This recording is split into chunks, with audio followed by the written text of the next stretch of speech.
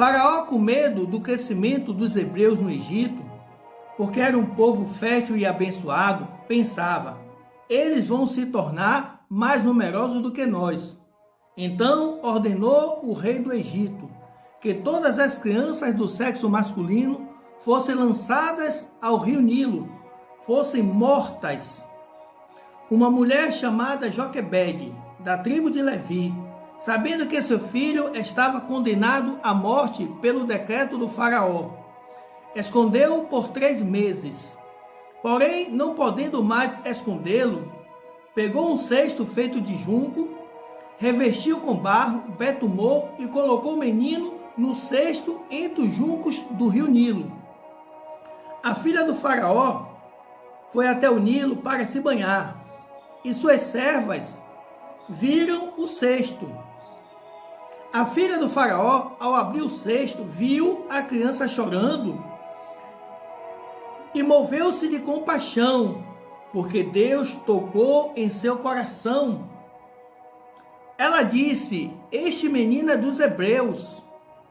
A filha do faraó pegou uma hebreia, ofereceu-lhe um salário para amamentá-lo para ela, que foi a própria Joquebede, que o amamentou, a própria mãe do menino.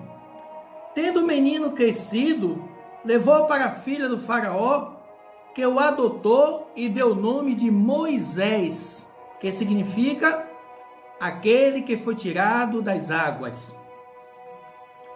Moisés cresceu como escravo, mas foi adotado pela filha do faraó. Formalmente, se tornou um príncipe e passou a viver no palácio e foi educado em toda a ciência dos egípcios. Quando Moisés cresceu, completou 40 anos, decidiu visitar seus irmãos hebreus e viu como era pesado o trabalho. Ao ver um deles sendo maltratado, foi em sua defesa, matou o egípcio e o enterrou.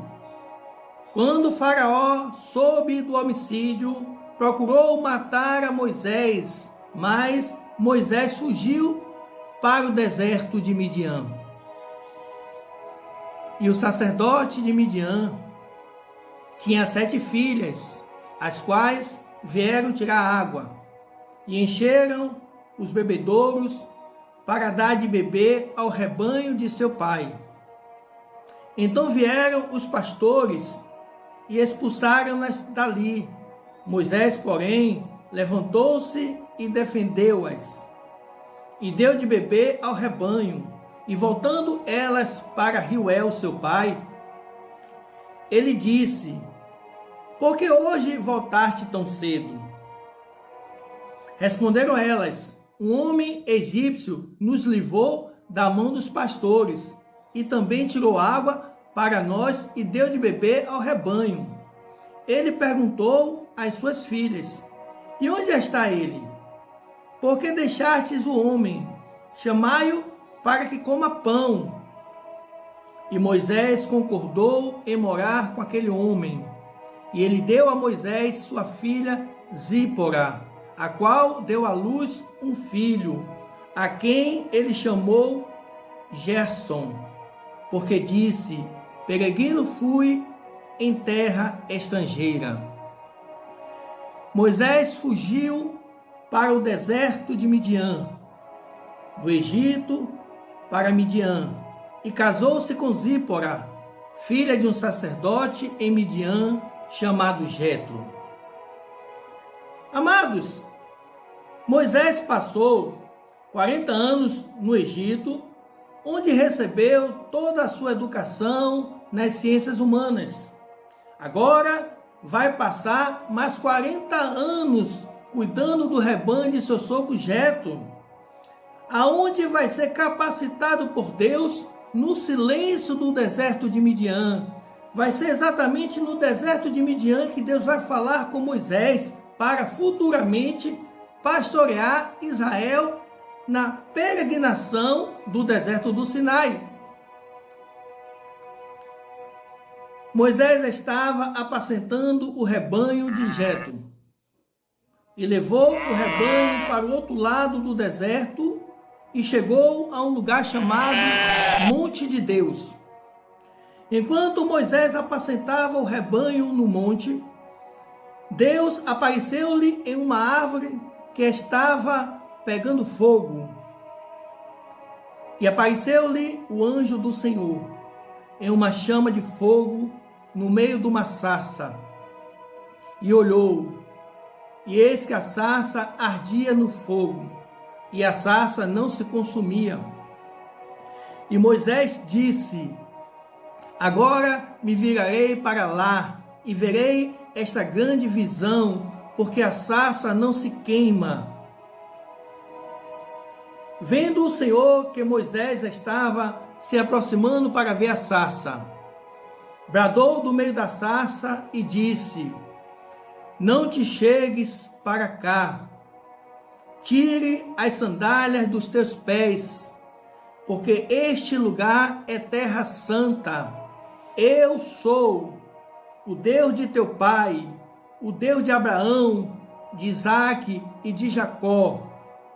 E Moisés cobriu o rosto, porque teve medo de olhar para Deus. E disse o Senhor: tenho visto a aflição e o gemido do meu povo que está no Egito. E lembrei-me da aliança que fiz com Abraão, com Isaque e com Jacó. Por isso desci para livrá-los das mãos dos egípcios e levá-los para uma terra que emana leite e mel com fartura, terra dos cananeus, dos hititas, dos amorreus, dos perizeus, dos heveus e dos jebuseus. Vá agora, eu te envio a Faraó para libertar o meu povo do Egito. E disse o Senhor: eu sou o que sou. E Moshe disse aos filhos de Israel: eu sou, me enviou a vós. E Moshe levou sua mulher e seus filhos e partiu de volta ao Egito com a vara de Deus em suas mãos, porque todos que procuravam te matar já estavam mortos. E chegando ao Egito, Moisés e Arão disseram para o Faraó: assim diz o Senhor, o Deus de Israel: deixa o povo ir, para que me celebre uma festa no deserto. O Faraó respondeu: quem é este Deus para que eu lhe obedeça e deixe Israel sair do Egito? E eles disseram: se não deixar o povo sair, o nosso Deus enviará pragas terríveis ao Egito. Por causa da obstinação de Faraó, Deus começa a enviar as pragas preditas por Moisés ao Egito. Cada praga que Deus enviava era uma forma de mostrar seu poder soberano aos deuses provedores do Egito e ao próprio Faraó. Na 10ª praga, Deus anuncia a morte de todos os primogênitos do Egito, inclusive o filho de Faraó, o herdeiro do trono. Deus vai fazer justiça pela morte dos meninos recém-nascidos que eram lançados ao rio Nilo e pela dureza que os hebreus passavam como escravos. Falai a toda a congregação de Israel, dizendo: aos 10 deste mês, tome cada um para si um cordeiro, segundo a casa dos pais, um cordeiro para cada família. O cordeiro e seu sangue aponta para o sacrifício do Senhor Jesus Cristo na cruz do Calvário, libertação do pecado e da escravidão. Deus falou para sacrificar um cordeiro e passar o sangue nas ombreiras das casas, que o sangue seria por sinal. Vendo eu, passarei por cima e não haverá praga de mortandade quando eu ferir a terra do Egito. E à meia-noite o Senhor feriu todos os primogênitos da terra do Egito. Naquela mesma noite o Faraó mandou chamar a Moisés e pediu que saíssem do meio do Egito. Então partiram os filhos de Israel de Ramassés para Sucote. Partiram também muitos estrangeiros e bois, e ovelhas e cabras. Moisés levou consigo também os ossos de José, porque jurou assim os filhos de Israel. E os filhos de Israel acamparam na entrada do deserto, e o Senhor ia adiante deles, de dia numa coluna de nuvem, e de noite numa coluna de fogo. E Faraó se arrependeu de deixar ir os filhos de Israel, e mudou o seu coração. Então Faraó preparou sua carruagem e levou seu exército. Quando os filhos de Israel viram os egípcios, ficaram aterrorizados e disseram a Moisés: foi por falta de túmulos no Egito que nos trouxe para morrermos no deserto? Moisés respondeu: não tenham medo, o Senhor vai livrar e lutar por vocês. E o Senhor disse para Moisés: por que clamas a mim? Diga ao povo de Israel que marchem. Erga a tua mão e toque no mar, para que o meu povo atravesse em terra seca. E os egípcios os perseguiram até o meio do mar.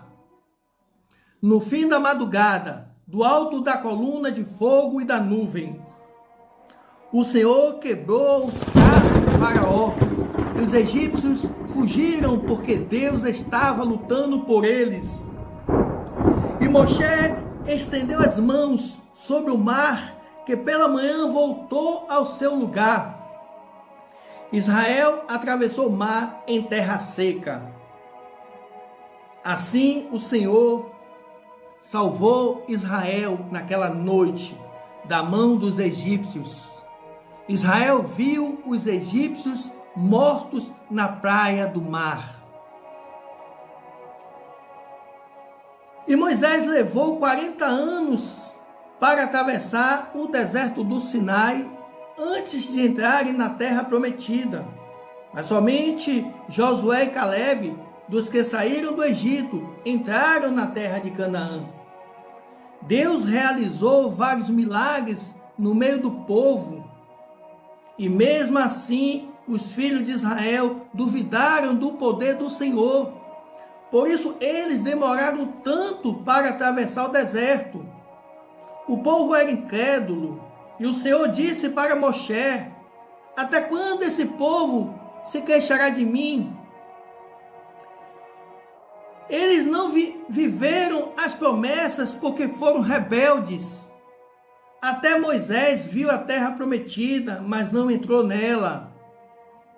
Deus mandou Moisés falar à rocha. Porém, bastante irritado por causa do povo, ele agiu por conta própria e feriu a rocha para dar de beber a eles. O povo sempre se queixava da liderança de Moisés e de Arão. Por isso, ele feriu a rocha. Mas, na verdade, Moisés feriu a santidade de Deus e não entrou na terra prometida. Moisés subiu ao monte Nebo, e o Senhor mostrou-lhe toda a terra que prometera a Abraão, a Isaque e a Jacó. E disse o Senhor a Moisés: esta é a terra que jurei a seus pais. Assim morreu Moisés, o servo do Senhor, e foi sepultado no vale, na terra de Moabe, e ninguém soube até hoje o lugar da sua sepultura. Era Moshe da idade de 125 anos, com a força de um jovem. E os israelitas plantearam por Moshe por 30 dias, até passar o período do luto.